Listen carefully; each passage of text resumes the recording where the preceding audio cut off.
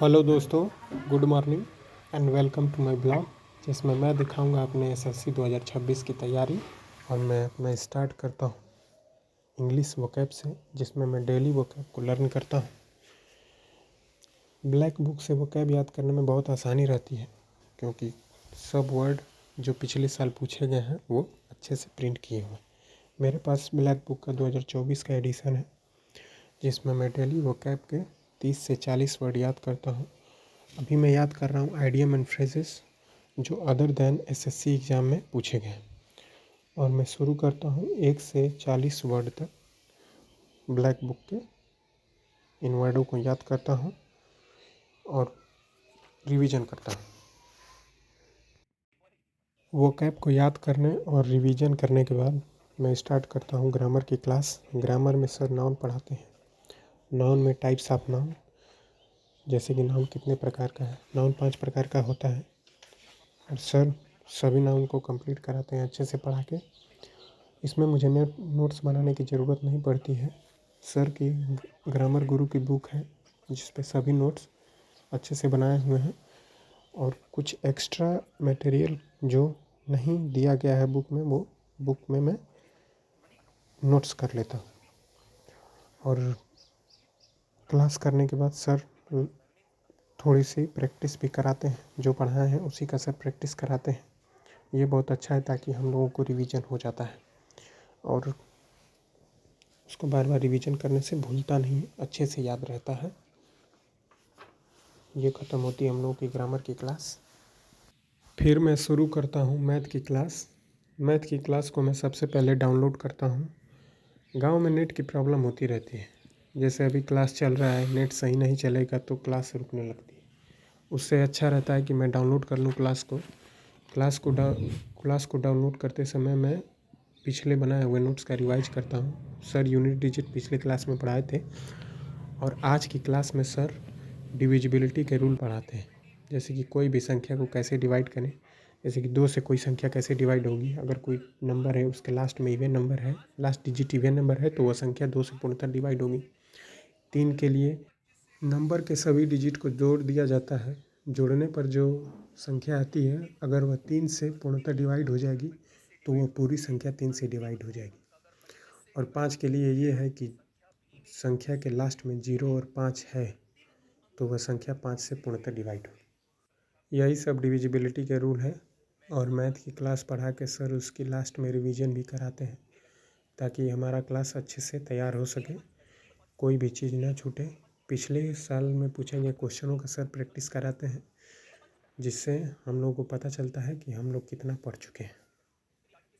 Class करने के बाद मैं आता हूँ बाहर थोड़ा घूमने के लिए, और ये देखिए कितना प्राकृतिक सुंदरता है। अभी सरसों फूला हुआ है तो बहुत अच्छा लग रहा है, बहुत सुंदर लग रहा है। ये प्राकृतिक सुंदरता है। घूमने के बाद मैं आता हूँ तो करता हूँ स्टैटिक जीके की क्लास। स्टैटिक जीके की क्लास मैं सबसे पहले डाउनलोड करता हूँ। जब तक क्लास डाउनलोड होती रहती है तब तक मैं स्टैटिक जीके की क्लास में बनाए हुए पिछले नोट्स को रिवाइज करता हूँ। पिछले नोट्स में मैं यूनेस्को साइट्स कितनी हैं भारत में, वो सब लिखा हूँ, जिसको मैं अच्छे से याद करता हूँ ताकि मैं भूल ना जाऊँ।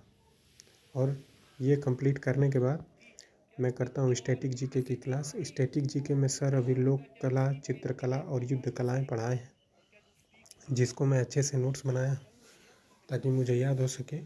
लोक कला में कौन से राज्य से कौन से लोक कला मशहूर है सर वो बताएं, और युद्ध कलाएँ भी बताएं, कौन से राज्य की कौन सी युद्ध कला मशहूर है, और कौन सी युद्ध कला में कौन से हथियारों का उपयोग होता है, और कौन सी पेंटिंग, कहाँ की पेंटिंग मशहूर है, कौन किस पेंटिंग को बनाया है। स्टैटिक जीके में सर आज ये सब चीज़ों का नोट्स बनवाए।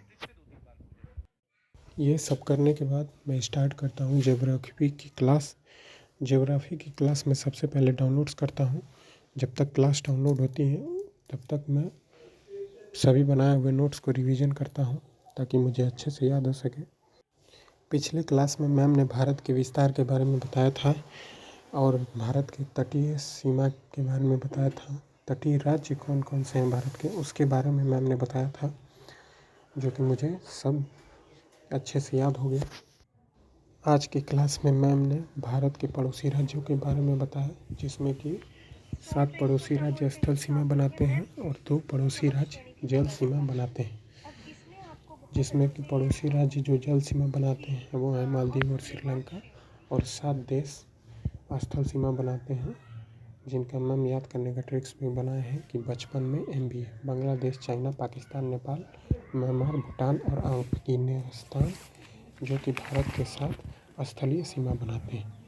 इन सब क्लास को करने के बाद मैं निकल जाता हूँ थोड़ा बाहर घूमने के लिए। और ये देखिए बहुत ही सुंदर सरसों फूला हुआ है, जो कि देखने में बहुत ही सुंदर और भव्य दिखाई दे रहा है। बाहर से मैं घूम के आता हूँ तो करता हूँ केमिस्ट्री की क्लास। केमिस्ट्री की क्लास में मैं सबसे पहले पिछले बनाए हुए नोट्स को रिवीजन करता हूँ, जिसमें सर स्टेज ऑफ मैटर के बारे में पढ़ाए थे। इस मैटर के 5 स्टेट होते हैं, जैसे कि सॉलिड, लिक्विड, गैस, प्लाज्मा और बोस-आइंस्टाइन। और पदार्थ की अवस्था में बदलाव, जैसे कि गलनांक, फ्रीजिंग, बॉइलिंग पॉइंट। फ्रीजिंग मतलब वह तापमान जिस पर कोई द्रव ठोस में बदल जाता है।